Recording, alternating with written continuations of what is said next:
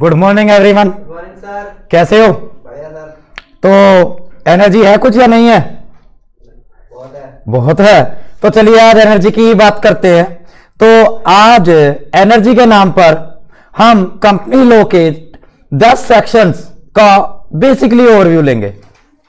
बच्चे हमसे कहते हैं सर सेक्शन कैसे याद करें, तो ड्यूरिंग क्लास ही हम सेक्शन याद करते चलेंगे।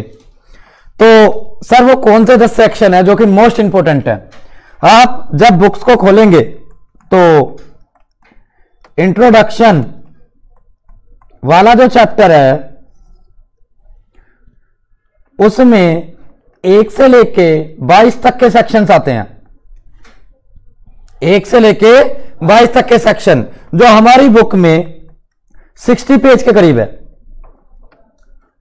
और इन सेक्शंस में बेसिकली क्या क्या आता है सर? सर इन सेक्शन में डेफिनेशन का पोर्शन है, एप्लीकेबिलिटी का पोर्शन है, एमओए का पोर्शन है, इनकॉर्पोरेशन का पोर्शन है। अब इनकॉर्पोरेशन कराओगे तो एमओए का पोर्शन है। तो ये सब कुछ जितना आपकी स्क्रीन पर चल रहा है सब कुछ जो है इंट्रोडक्शन में कवर हो जाएगा। अब मैं जैसे बात करूं कि सर आपने तो एकदम बोल दिया कि 1 से लेकर 22 तक सेक्शन आते हैं इस पोर्शन में, 60 पेज में है। क्या क्या क्या होता होगा सर इन सेक्शन में? तो आज हम 22 तक की कहानी तो याद नहीं कर रहे, लेकिन हां आज इस कहानी को आधा जरूर कर लेंगे। बोले तो कहां से लेके कहां तक के सेक्शन हम देख लेंगे बच्चों? 1 से लेके 10 तक के सेक्शंस। और बहुत जरूरी हो जाता है, बहुत जरूरी हो जाता है कि आप शुरू से ही सेक्शंस को कवर करते चले during class along with the class. एक बार क्लास में आप उसे पढ़ें, एक बार घर पे जाके रिकैप करें। रटे ना, मेरा मतलब क्या है? रटे ना। तो स्टार्ट करते हैं।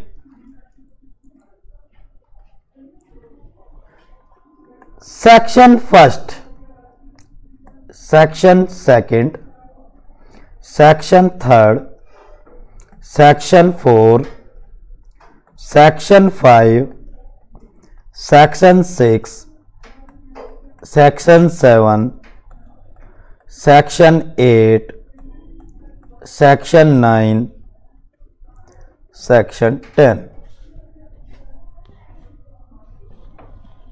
सेक्शन 1,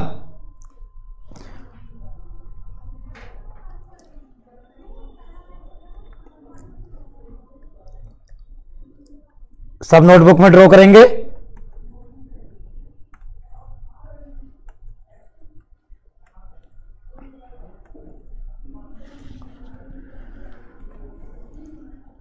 मैंने इंट्रोडक्शन में ही आपसे बोला था, जो मेरी पहली क्लास होती है, कि जिस दिन आपने लॉ को रटना शुरू कर दिया, जिस दिन आपने लॉ को रटना शुरू कर दिया उस दिन यह समझ लेना कि लॉ आपसे दूर भागता चला जाएगा।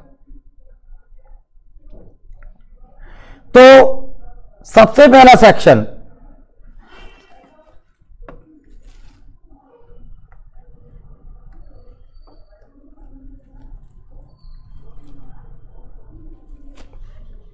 Applicability of the act.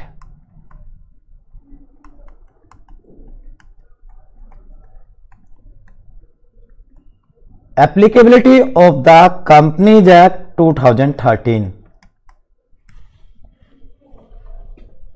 Companies act किन कंपनीज पर एप्लीकेबल होता है? क्या सारी कंपनीज पर एप्लीकेबल होता है, या सारी कंपनीज पर बराबर एप्लीकेबल होता है, या किसी में कम होता है किसी में ज्यादा होता है? यानी कि अगर मैं कहूं जब भी हम कोई एक्ट पढ़ते हैं तो सबसे पहले हमें पता होना चाहिए कि वो एक्ट कहां कहां एप्लीकेबल होता है और किन किन पर एप्लीकेबल होता है। मेरे वर्ड्स को समझिए, कहां कहां और किन किन पर। कहां कहां बोले तो टेरिटोरियल जुरिडिक्शन उस एक्ट की, किन किन पर मतलब किन किन कंपनीज पर वो एप्लीकेबल होता है। सेक्शन 2 जो बात करेगा वो करेगा जी डेफिनेशंस की। किसकी बात करेगा? और मैंने आपको पहले कितनी बार बता रखा है कि हमारे कंपनी लॉ में जो सेक्शन 2 है उसमें कितनी डेफिनेशन है बच्चों? 95।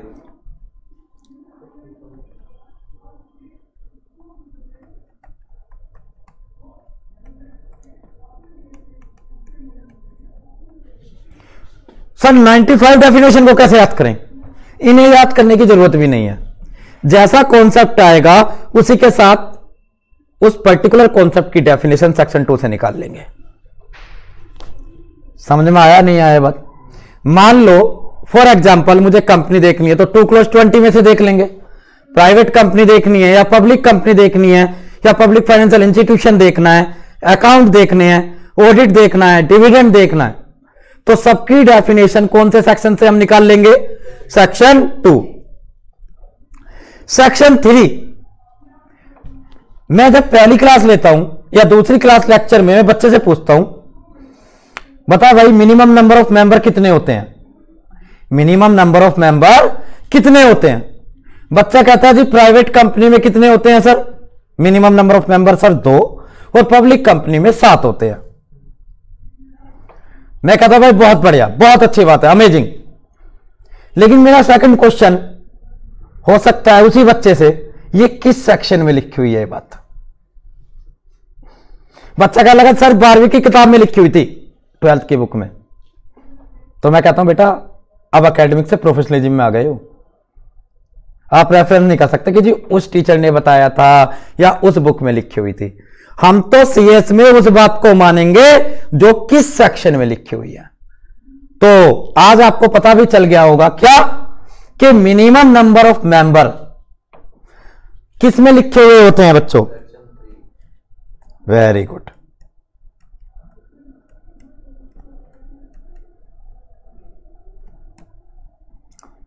एक बात और बोलता है ये सेक्शन, सर क्या बोलता है?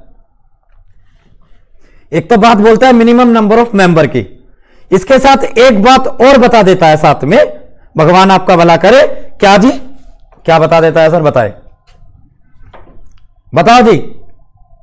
हाँ मैम बताएं, क्या बताता है? एक बात तो बता दी सेक्शन 3 ने कि मिनिमम नंबर ऑफ मेंबर इतने होंगे। ओपीसी के केस में 1 होगा, प्राइवेट के केस में 2 होंगे और पब्लिक के केस में 7 होंगे। एक बात तो। दूसरी बात क्या बोलता है section 3? Very good. Company can be formed for any lawful object. Lawful object वाली बात बोलता है। कंपनी लॉ कहता है आप कुछ करो, चाहे गुड्स में कंपनी बनाओ, सर्विस के फील्ड में कंपनी बनाओ, कोई दिक्कत नहीं है, लेकिन जो आपका ऑब्जेक्ट होना चाहिए वो लॉफुल होना चाहिए। किसने बोला? किसने बोला? सेक्शन 3। सेक्शन 4, सेक्शन 4 बहुत इंपॉर्टेंट है।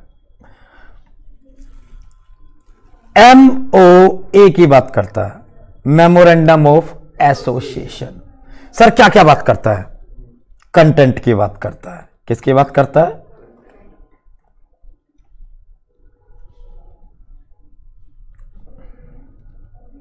अब दोबारा आ जाइए सर, मैं तो सर MOA पढ़ रहा हूं, मैं तो सर MOA पढ़ रहा हूं। MOA का एक क्वेश्चन आ गया पेपर में, मैं सेक्शन कैसे कोट करूं वहां पर? बिल्कुल बात बिल्कुल अच्छी है कि सर मैं MOA पढ़ रहा हूं और आप अपनी टेक्निक से बताइए सेक्शन कैसे कोट करूं। तो बेटा देखो दो चीज समझ लो, एक तो इसकी डेफिनेशन उठा लो शुरू में ही।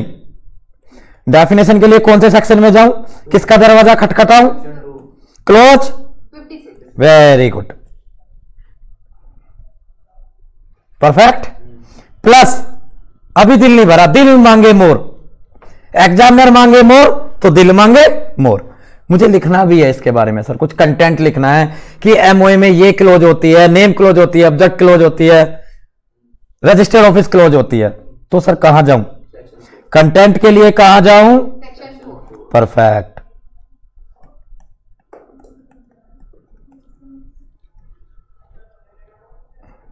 या दूसरे शब्दों में कह दूं,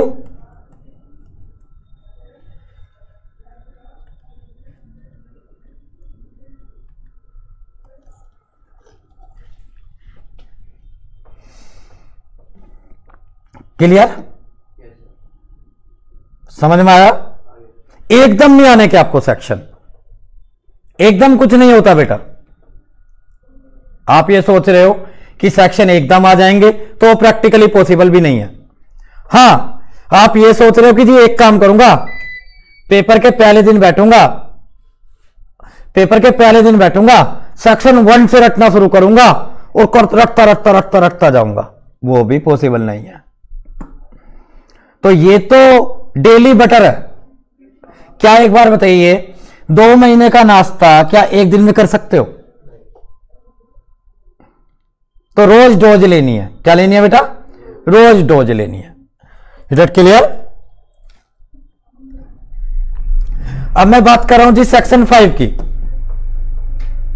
मैम सेक्शन 5 की बात क्या होगा जी सेक्शन 5 में? हाँ जी, क्या बात करेगा सेक्शन 5? एंट्रेंचमेंट। किसकी बात करेगा? Entrenchment of AOA. Sir ji entrenchment क्या होता है? एओए को स्ट्रिक्ट बनाना। लिख लो इसके नीचे, हिंदी में लिखिए, एओए को क्या बनाए? स्ट्रिक्ट बनाते हैं। किसके लिए? Benefit of minority share holder. किसके लिए बेटा?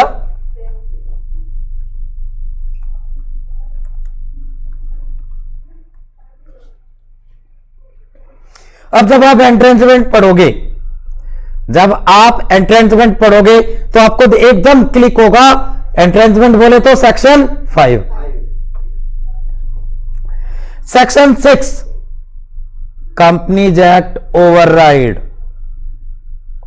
क्या है सेक्शन 6? मैं इसका एक निकनेम दे देता हूं, कंपनीज एक्ट सुप्रीमो है। क्या याद करोगे? कंपनीज एक्ट क्या है? सुप्रीमो है।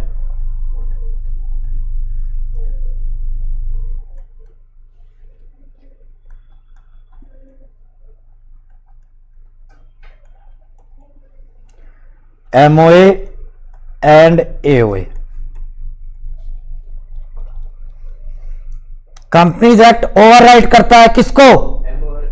What do mean by override?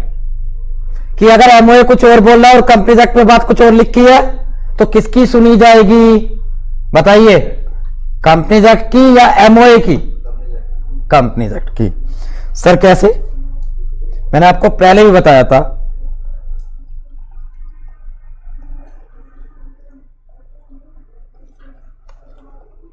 आपकी बुक में भी ये पिक्चर बनी हुई है। सेक्शन 6 कंपनीज एक्ट क्या है? सुप्रीमो है। ये क्या है सर? ये क्या है? एओए। ये क्या है? एमओए। ये क्या है? Companies act 2013। समझ में आया कुछ? एओए किसके अकॉर्डिंग काम, किस किसके अंदर रह के काम करता है? और एमओए किसके अंदर रहकर काम करता है? तो सबसे बड़ा कौन?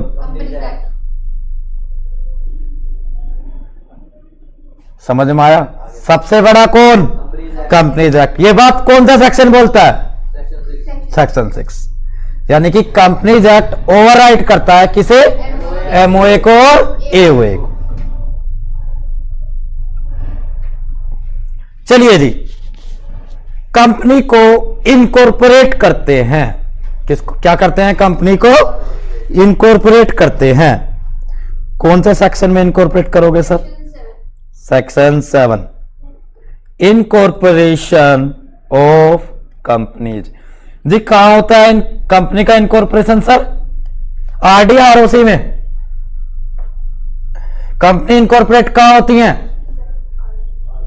आरओसी में, रजिस्ट्रार ऑफ कंपनीज में। या भूल गए? रोज भूल जाते हो, फिर याद करो। सबसे ऊपर कौन?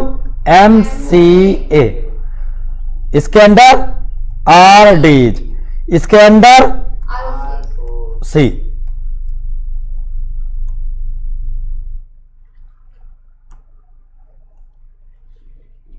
तो अगर आपको कंपनी इनकॉर्पोरेट करनी है तो कहां करेंगे आप? ROC. चलिए जी, कैसे करेंगे सर? सिंपल बात,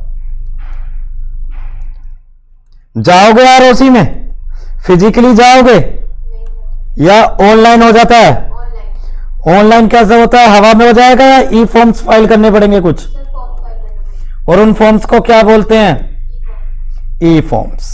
अब इनका भी जिक्र करेंगे आज की क्लास में। समझ में आया? यहां तक समझ में आया? और आरडी किसको सुपरवाइज करता है? ROC को. Very good. और एमसीए को क्या कहते हैं? Central को. परफेक्ट। एमसीए की फुल फॉर्म बोले तो Ministry of ministry of. Corporate Affairs.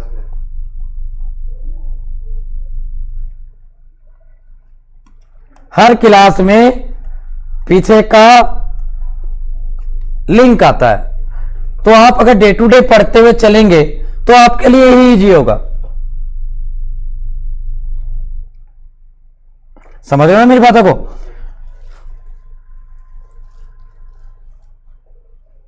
चलिए जी, सेक्शन 7 हो गया। क्या है section 7? Incorporation of companies. Section 8 बताओ बताओ बताओ, जल्दी बताओ। Section 8 NPO. NPO, non profit organisation.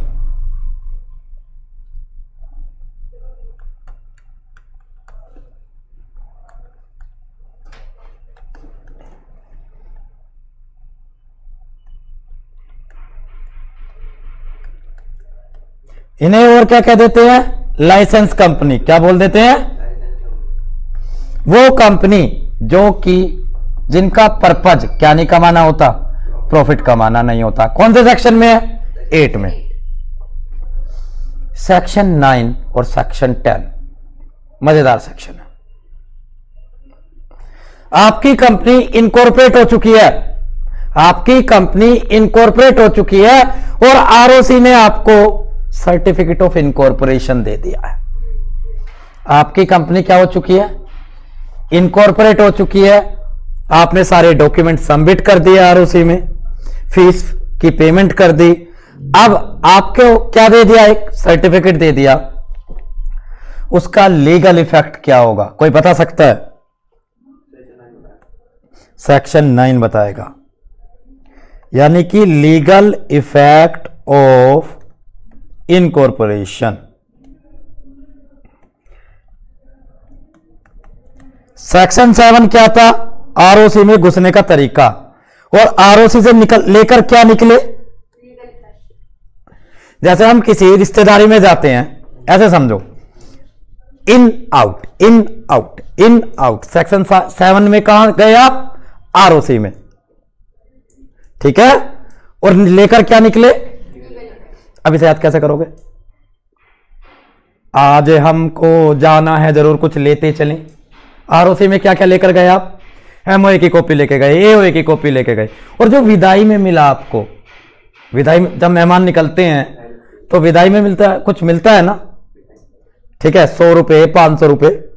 ऐसे ही यहां विदाई में आपको क्या मिला? आरओसी से जब आप विदा हुए, Legal effect. सीओआई। क्या मिला? COI. It clear? It clear? तो अगर आप रिश्तेदारी में जा रहे हो, सेक्शन 7। रिश्तेदारी से आ रहे हो, सेक्शन 9। जा रहे हो तो फ्रूट लेकर जा रहे हो, सेक्शन 7। आ रहे हो तो विदाई लेकर आ रहे हो, सेक्शन 9। सेक्शन 10।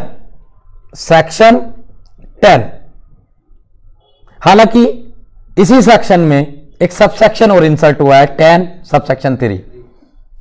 फिलहाल हम 10 की बात कर रहे हैं, प्योर 10 की बात कर रहे हैं। लीगल इफेक्ट ऑफ एमओए, किसका?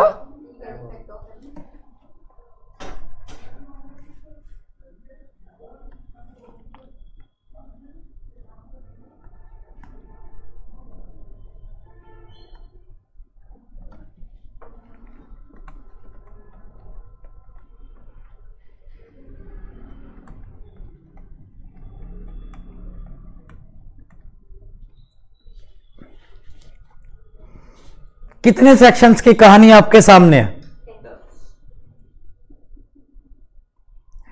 रिवाइज करते हैं। Section 1 applicability of companies, section 2 definition, section 3 minimum number of member या सब्सक्राइबर और company lawful object, section 4 section 5 एंट्रेंजमेंट किसका? सेक्शन 6 यानी कि कंपनीज एक्ट माई बाप है, सुप्रीमो है, क्या है? सुप्रीमो है। सेक्शन 7 रिश्तेदारी में गए, section 8 section 9 section 10 is it clear? यानी कि दो सेक्शन है आपके। एक सेक्शन कौन सा बेटा? एक सेक्शन कौन सा? वो 9 और एक सेक्शन कौन सा? 10। किसकी बात करता है? लीगल इफेक्ट की बात करता है। जिसमें एक सेक्शन को किसके लीगल इफेक्ट की बात करता है? 9 इनकॉर्पोरेशन की, सीओआई की, और एक किसकी बात करता है? एमओए की। आई बात समझ में?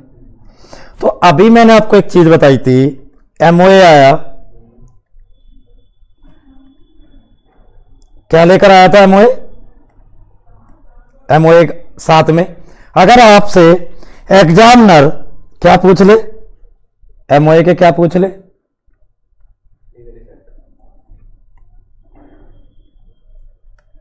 तो कौन सा सेक्शन पुट करोगे? एग्जामिनर से कहो पूछ भाई। ये कर दी हमने एमओए के सेक्शंस की क्लबिंग। क्या कर दी हमने?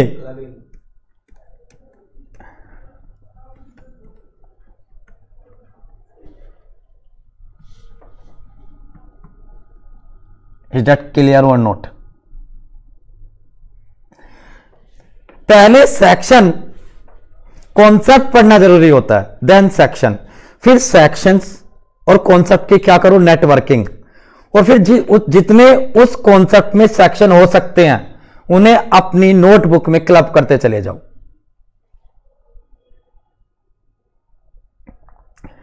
ना तो कभी मिसगाइड होने के और ना ही कभी गलत सेक्शन कोट होने का एग्जाम के अंदर। आपका आंसर एरर फ्री होगा। और लॉ में एक्यूरेसी बहुत ज्यादा मैटर करती है।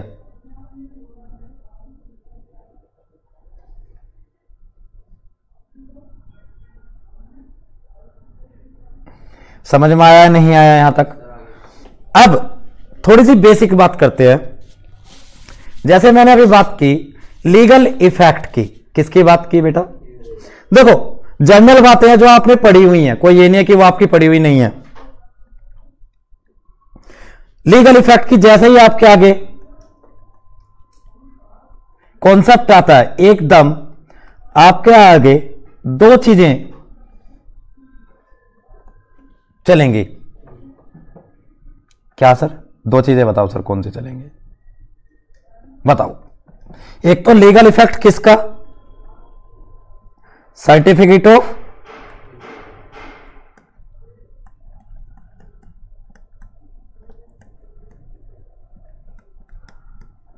और एक लीगल इफेक्ट किसका?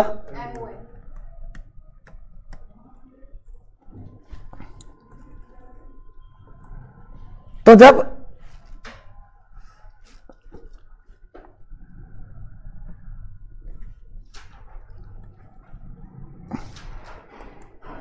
आप सीओआई का लीगल इफेक्ट पढ़ेंगे, किसका लीगल इफेक्ट पढ़ेंगे बेटा?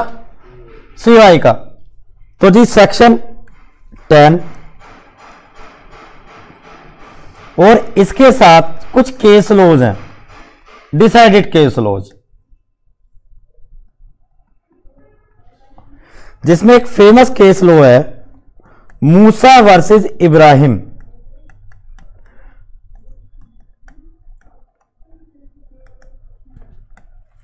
सर ये तो हमने अभी नहीं पढ़ा, पढ़ेंगे सब कुछ। और सेक्शन 10 के क्या लीगल इफेक्ट है जी? 2 लीगल इफेक्ट हैं, बताइए जी क्या? बताओ जी। Company become, after incorporation company क्या बन जाती है? वेरी गुड जी। आज तक पढ़ा तो कई बार था, लेकिन आज तक ये पता नहीं था कि सेपरेट लीगल एंटिटी का जो कॉन्सेप्ट है वो कौन से सेक्शन से कनेक्ट कर रहा है? सेक्शन 10 से 9 से। गड़बड़ी गड़ गई है यहां, आपने मुझे टोका भी नहीं। अच्छा हाँ वो एमओए। देखो बेटा ध्यान रखो,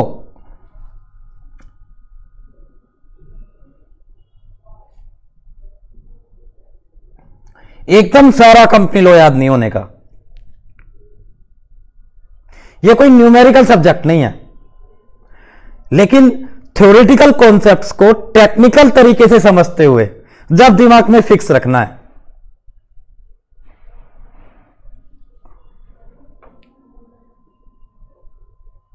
आपका पढ़ने का जो अंदाज होना चाहिए, क्या होना चाहिए? जो अंदाज होना चाहिए वो कॉन्सेप्चुअल होना चाहिए और टेक्निकल माइंड होना चाहिए। तो इससे क्लैरिटी बहुत अच्छी रहेगी, प्लस सबसे बड़ी बात आप खुद कंफ्यूज नहीं होगे। सबसे ज्यादा जरूरी है कि आप कंफ्यूज ना हो। तो इस तरीके से कॉन्सेप्ट को क्लब करते हुए पढ़ो कि आपको खुद कंफ्यूजन ना लगे। हाँ जी, कंपनी क्या बन जाती है? Separate legal entity. ये तो सर शुरू वाली बात थी, शुरू में तो कोई नहीं बताता, मैं भी नहीं बताता। मैं भी 2 लाइन कह के छोड़ देता हूं, क्या? In the I of the law company is a distinct from the member. यही बिल्कुल यही बात है। प्लस जो सब्सक्राइबर होते हैं, हाँ वो क्या होते हैं? जो सब्सक्राइबर। मेंबर्स बनते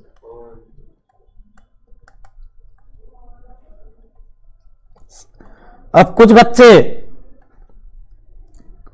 यहां इसी टॉपिक में कंफ्यूज हो जाते हैं कि जी सब्सक्राइबर क्या होते हैं। देखो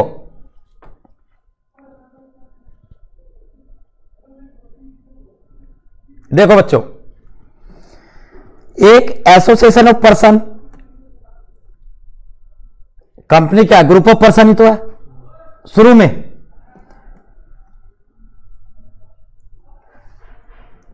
इनकॉर्पोरेट होने कहां गई? कहां गई इनकॉर्पोरेट होने? Very good.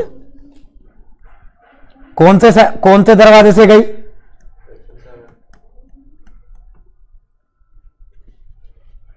कौन से दरवाजे से गई? सेक्शन 7 साथ में क्या क्या लेकर गई? एमओए। एमओए लेकर गई, हाँ एओए लेकर गई। देखो समझना मेरी बातों को, हमने कैसे याद किया हुआ है कंपनी लोगों को। ठीक है, एसोसिएशन ऑफ पर्सन का मतलब क्या है यहां पर? Group of person. क्या बेटा?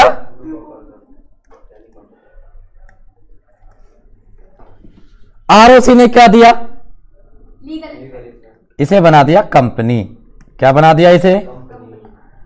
बोले तो इसे रजिस्टर्ड कर दिया। क्या कर दिया इसे?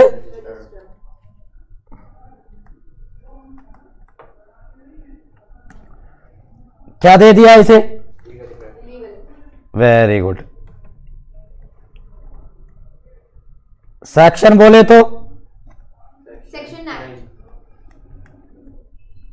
क्या बन गई? Separate legal entity. Very good.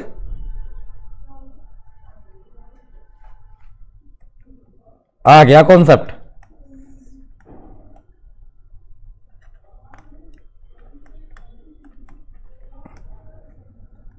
Plus subscriber क्या बन गए इसके? मेंबर्स। सर ये सब्सक्राइबर वर्ड है क्या? जो शेयर बताइए। इनकॉर्पोरेशन से पहला का कॉन्सेप्ट है सब्सक्राइबर। यहां जिन्होंने एमओए को सब्सक्राइब किया था, क्या किया था एमओए को?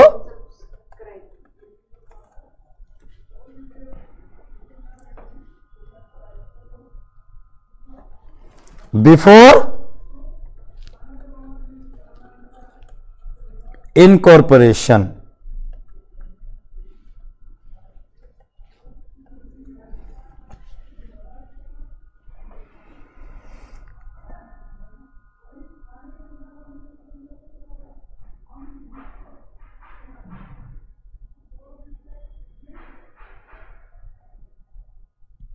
कुछ प्लस हुआ, यानी कि सब्सक्राइबर बोले तो बिफोर इनकॉर्पोरेशन और मेंबर बोले तो after incorporation. Subscriber is a term of before incorporation.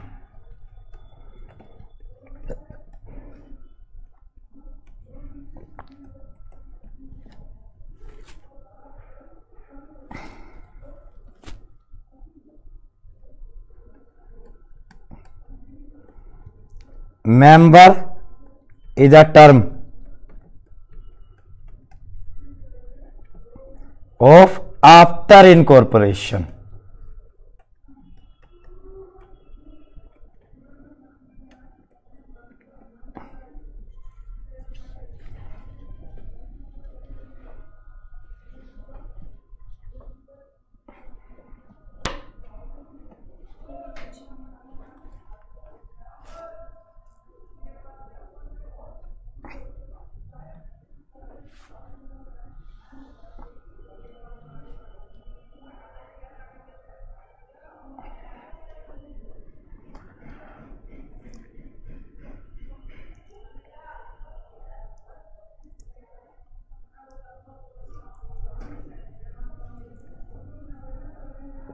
एक आइडिया लग गया आपको? मैं यहां पूरे सेक्शन नहीं पढ़ा रहा हूं, वो तो आप बुक के साथ ही पढ़ेंगे, लेकिन उन सेक्शंस को थोड़ा सा एक्सेलरेट कर रहा हूं, थोड़ा सा बूस्ट कर रहा हूं। क्या कर रहा हूं? थोड़ा सा बूस्ट। कहते ना सर कैसे section, how to memorise the section. ये है सर, सेक्शन कोट नहीं होता, सेक्शन सही कोट नहीं होता। जब आपने उसे इमला की तरह पढ़ा है तो कैसे वो कोट हो जाएगा यार। आपने तो पढ़ी डिक्टेशन है और पेपर है लॉ का, तो कंफ्यूज तो हो गए। डिक्टेशन नहीं, इमला नहीं, कनेक्शन। क्या बनाओ? कनेक्शन। जब दो चीज कनेक्शन बनता है ना बेटा, सुनो, जब चीजों में कनेक्शन बनता है तो चीजें सिस्टम में रहती हैं। किस में रहती हैं बेटा? सिस्टम में रहती हैं। चलिए अब सेक्शन 3 को थोड़ा सा चेकआउट करते हैं। किसको चेकआउट करते हैं बेटा आज? सेक्शन 3 को। देखना जरा, पढ़ना। क्या मैंने सही बताया था?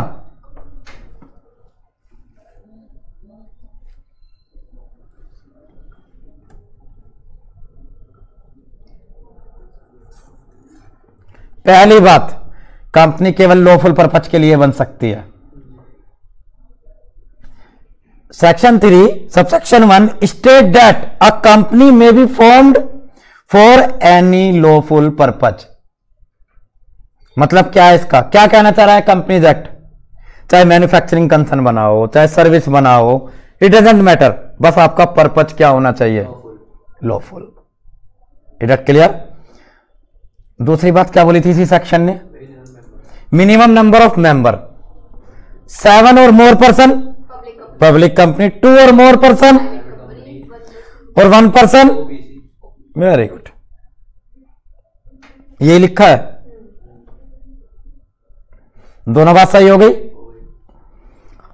और कंपनी जो बनी है, जो आप 3 सबसेक्शन 1 के अकॉर्डिंग बना रहे हो, वो 2 तरीके की हो सकती है, तो लिमिटेड या अनलिमिटेड। क्या हो सकती है बेटा?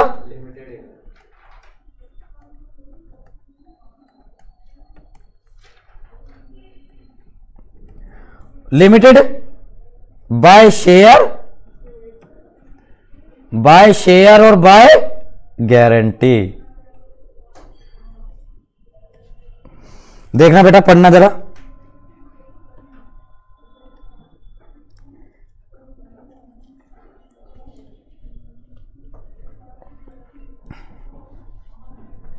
ए company formed under section 3 subsection 1 may be either, ऐसा नहीं हो सकता वो लिमिटेड बाय शेयर, वो लिमिटेड भी और अनलिमिटेड हो। मे बी आइदर क्या वर्ड है बेटा? May be either a company limited by share या कंपनी लिमिटेड बाय गारंटी। तो यानी कि ये दोनों बात किसकी हो रही है? लिमिटेड कंपनी की। और दूसरी क्या है बेटा आपकी? Unlimited company. Section 3 concept clear? क्या अब आप इतनी बात अपने लफ्जों में नहीं लिख सकते? सेक्शन 3 तीन ही बात बोलता है।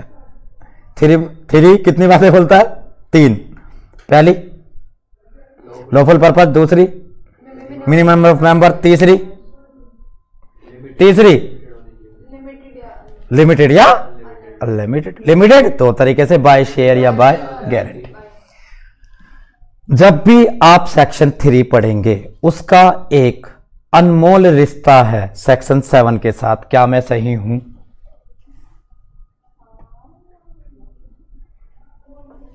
देखो मजेदार क्लास है आज, थोड़ा सा दिमाग पर जोर दीजिए। सेक्शन 3 का अनमोल रिश्ता है सेक्शन 7 के साथ। जय वीरू है, पूछो क्यों? भैया पहले सेक्शन 3 में कंपनी को फॉर्म्ड करोगे, जब भी तो सेक्शन 7 में इनकॉर्पोरेट करोगे। और जहां 7 है वहां 9 है। कुछ समझ में आया? कुछ समझ में आया नहीं आया? तो कभी भी अगर इनकॉर्पोरेशन एग्जाम में आता है तो सेक्शन 7 तो हमें पता ही है मदर सेक्शन है, लेकिन 7 वाला सेक्शन 3। तो शुरुआत कहां से करेंगे एग्जाम के अंदर आप? पहले सेक्शन 3 की 3 बातें, फिर सेक्शन 7 में जाकर क्या कर दो? इनकॉर्पोरेशन। और सेक्शन 9 में जाकर क्या कर दो? Legal effect. 5 नंबर का क्वेश्चन, कितने सेक्शन कोट करे बच्चों आपने? 3। इट्स अ मैजिक और नॉट? और एक्यूरेट सेक्शन। समझ में आया? How to write in exam. तो जब भी अगर एग्जाम में आ रहा है कि प्रोसेस ऑफ इनकॉर्पोरेशन बताओ, क्या बताओ बेटा? तो पहले ही अपने दिमाग में, आपको पता है दिमाग में पहले ही माइंड ड्राफ्टिंग हो जाती है कि मुझे ये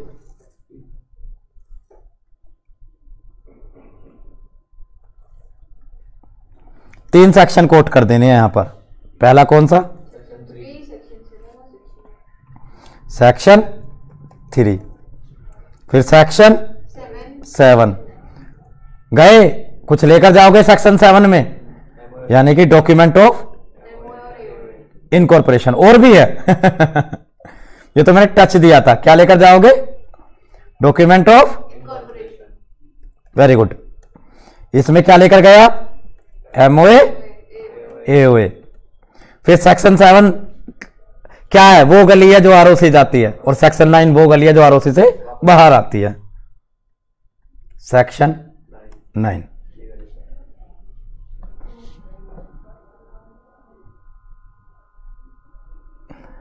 कॉन्सेप्ट है, कनेक्शंस हैं, क्लैरिटी है। और एग्जामिनर यही डिमांड करता है आपसे। एग्जामिनर यही डिमांड नहीं करता कि आप 3 पेज भर रहे हैं अननेसेसरी। एग्जामिनर यह डिमांड करता है कि जो आप लिख रहे हैं वो लीगली कितना करेक्ट है।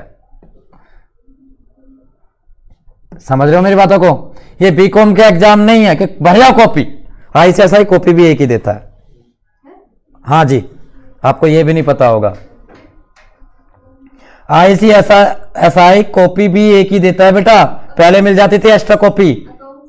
हाँ जी, अकाउंट्स तो आपके MCQ कर दिया है।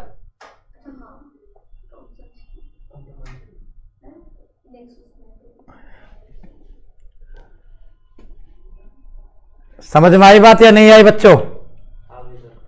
आ गई? तो क्या बेटा जी? इतनी तो आ गई ना। तो अगर इनकॉर्पोरेशन आता है तो आप section 3 then section 7, then section 9। ठीक है बच्चों, तो आज की क्लास, मेरी जो क्लास थी वो केवल आपको समझाने के लिए थी कि देखो घबराने का नहीं, आराम से बैठो, 2 मिनट दो अपने आप को बिल्कुल ठंडे दिमाग से और टिप्स पे याद करते चले जाओ। बिल्कुल एकांत रटो मत, मेमोराइज करो, याद करो। अंतर होता है रटने में और मेमोराइज करने में,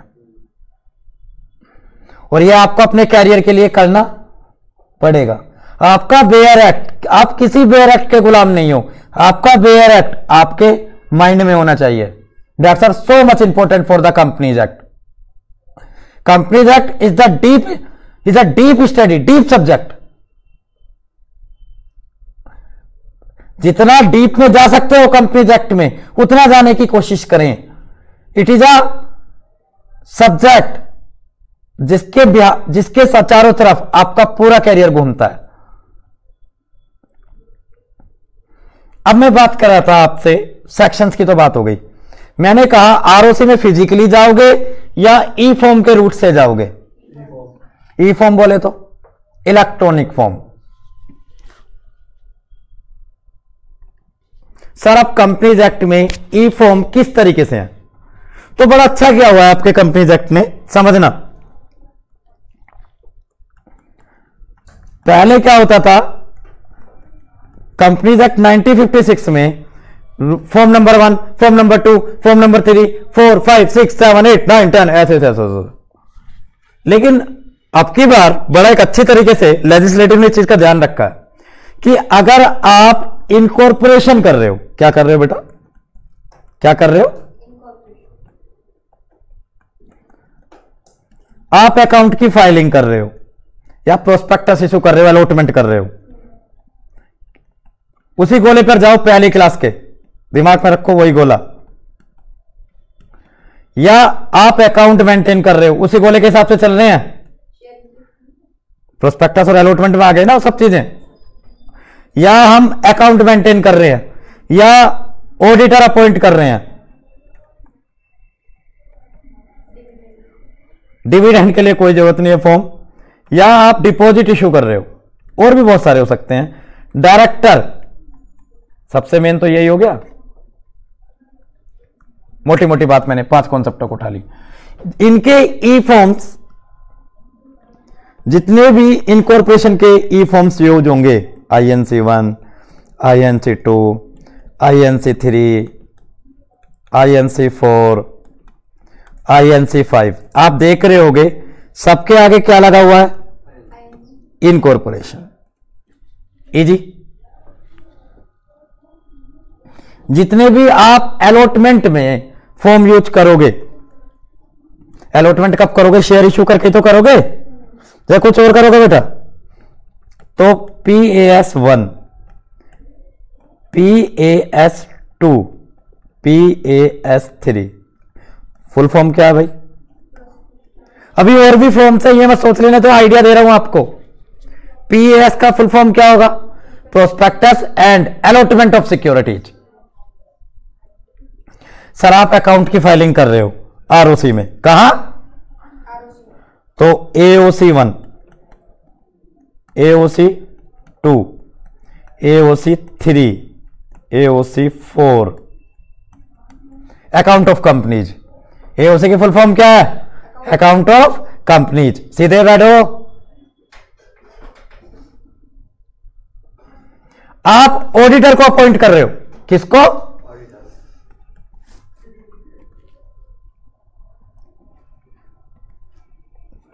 ADT 1, ADT 2, ADT 3,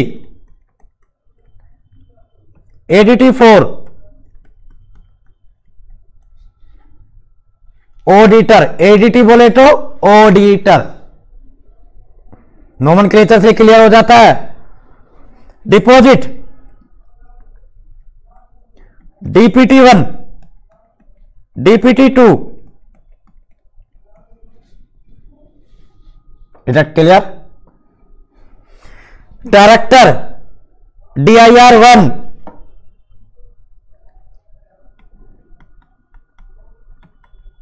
बेटा इन्हें अभी से याद करके चलो, नहीं तो जब एग्जीक्यूटिव करने के बाद ट्रेनिंग करने जाओगे ना तो 6 महीने फॉर्म याद करने में निकाल दोगे आप लोग। फिर बच्चे ये कहते हैं कि जी ट्रेनिंग करने वाले हमें कुछ सिखाते नहीं है। कोई किसी को नहीं सिखाता, हर इंसान को अपने आप को मजबूत करके चलना होता है। हमें आइडिया लगने लगा, different forms, number of forms जो कहां फाइल होते हैं, आरओसीज आया समझ में, आरडी में फाइल होते हैं। तो वो जो फॉर्म्स कहां फाइल हो रहे हैं बेटा, कहां फाइल हो रहे हैं, आरडी कहां और कहां, एनसीएलटी, एमसीए, मतलब जो अथॉरिटीज में फॉर्म यूज हो रहे हैं। तो प्रैक्टिकली जब आप करोगे तो आपको पता होना चाहिए कि ये फॉर्म यहां फाइल होगा। हम मान लो बात हो रही है डायरेक्टर चैप्टर की, है ना, लिखना था DIR1, लिखा है INC1, नंबर कैसे दे देगा एग्जामिनर यार। टेक्निकली सोचो ना, what are you doing, you are doing what, concept of director, और you are specified the form of incorporation. That's are amazing blunder one. ये चीज क्या हो गई, एकदम ब्लंडर रॉन्ग हो गया बेटा। समझ में आया। तो आज की जो क्लास थी बेसिकली वो एक जनरल नॉलेज वाली क्लास हो गई। कैसी क्लास हो गई, जनरल नॉलेज। लेकिन जनरल नॉलेज आपकी कंपनीज एक्ट की क्लास है। समझ में आया बच्चों। तो आज इतना ही रखते हैं, बाय बाय, टेक केयर।